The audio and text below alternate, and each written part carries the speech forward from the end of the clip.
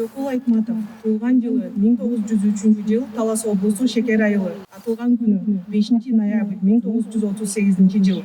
Акталган 1958 жыл.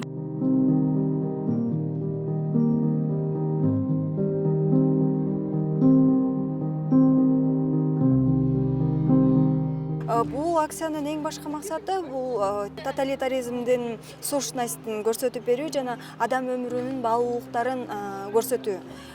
Ошол эле бизге тарых көрсөткөндөй 1920-50 жылдары Кыргызстандан эле 40 миңден ашуун адам репрессияланган, саясий репрессиянын курмандыгы болгон. Алардын тагдырларын айтуу менен азыркы репрессияга жол бербөөнү көрсөтүү.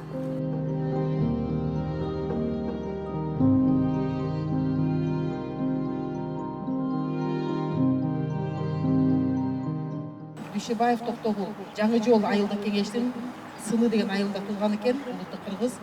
8 жылга эмгек түзөтүү лагерине тартылып, 43 жылы абакта жатып көз жумган дейт.